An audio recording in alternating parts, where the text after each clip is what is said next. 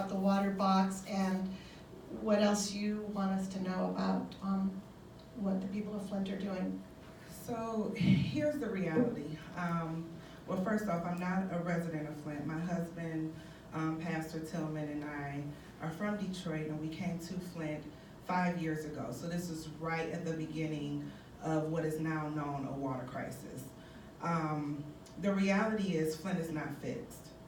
At our church, today is, what's today? 14. Is it Tuesday? Thursday. Sorry, I'm working off of like 4 hours of sleep and 6 children. So on Thursday, today, we had a line wrapped around our church 4 blocks. Today.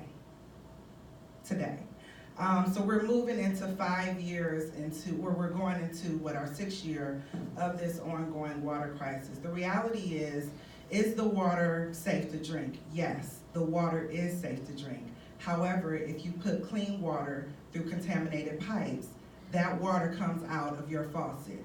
And so while there are some pipes that have been replaced, there's been a lot of things politically that has taken place within the walls of Flint concerning contractors and people coming to replace pipes and not replacing them correctly. And so there's a whole lot of things that falls into this story that you all see.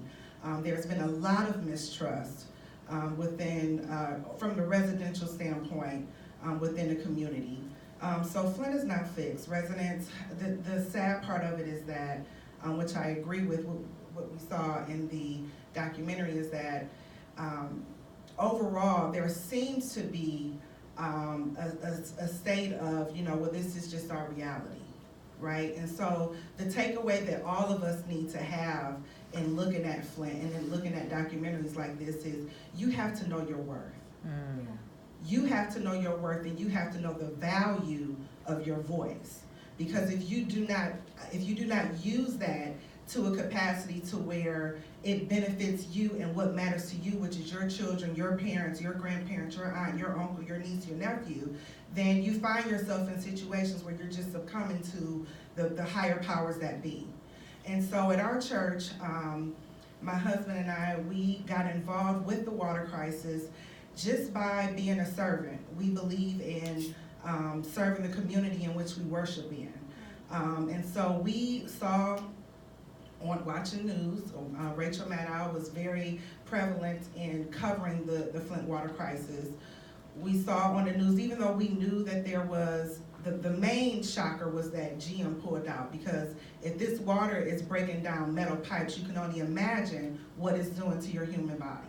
And so when we saw that Rachel Maddow had some of her reporters come out, there was a local guy by the name of Pastor Bobby Jackson, who runs a mission outside of his home.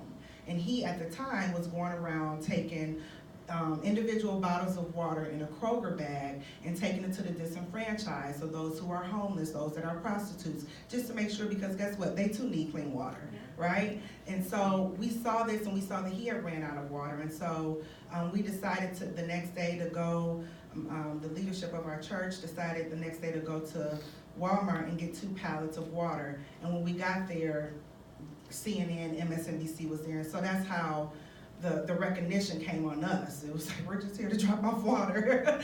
And by the time we got back to our church, our phone lines were ringing, and so we knew that we were being called in to serve.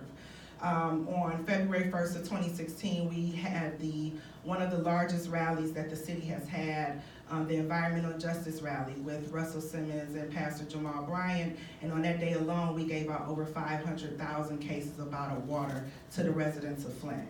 Well, because as you all know, that was back in 2016. It was in the news almost every day, right? Well, now it's not in the news as much, and so our donations and things of that matter have went down, and but yet for the past 4 years, we have been giving out water every week, come rain, snow, or sunshine. And in fact, when then Governor Snyder stopped the pods, which were the points of distribution sites, this is where residents could go to fire stations to get free water, but you had to show an ID.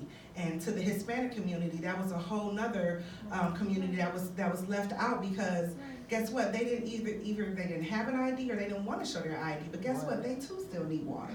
And so when Governor Snyder said, hey, we're gonna stop the pods, our church was one of the only locations in the entire city that still had water to give out, but you can imagine the demand that was put on us, and so we ran out very quickly, to say the least.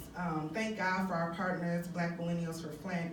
We were able to get in partnership with Jaden Smith, Will Smith's son, the actor and philanthropist. And he heard about the work that we have been doing at our church for these several years and how we were giving out water, but how we were dwindling down. And so he came to meet with us. He, as many of you may know, he has his own water company, Just Water.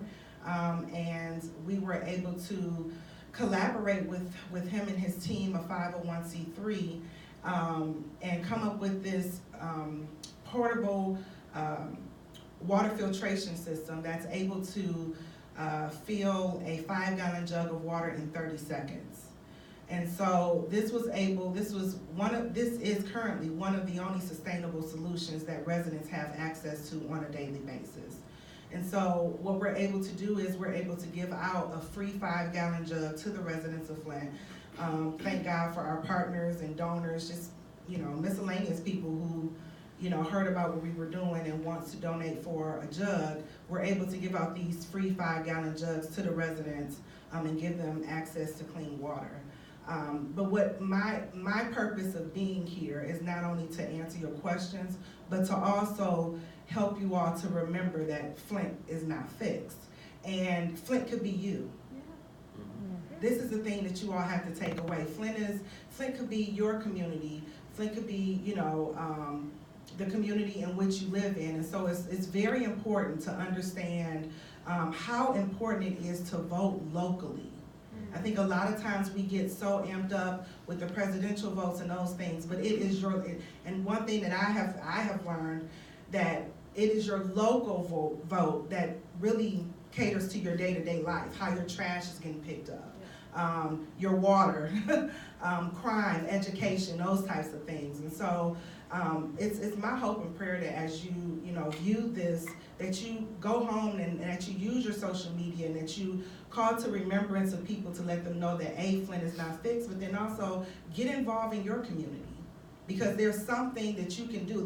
All of our communities have issues within them, right? So there's something that you can do. There's some way that you can lend your voice to where you can be part of the solution. I had no idea that coming to Flint that I would become an activist. Because why? We live in where I live, it's pure Michigan. The tagline, the marketing campaign for Michigan is pure Michigan, because we're surrounded by 5 Great Lakes that gives clean water to other countries. Okay, but within these five Great Lakes, there's a small town named Flint, Michigan, that has a water crisis. It is insane.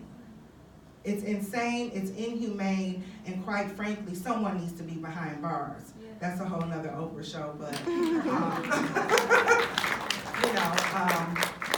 thank you for the work that you have done and shown and shining a light on Flint and the reality of it, because there's been a lot of documentaries, a lot of celebrities have come in and out of Flint to take a picture and leave. But I appreciate and I applaud the work that you and your team has done to really give the history of how Flint has got to this point. So, thank you, Catrina. I think this issue that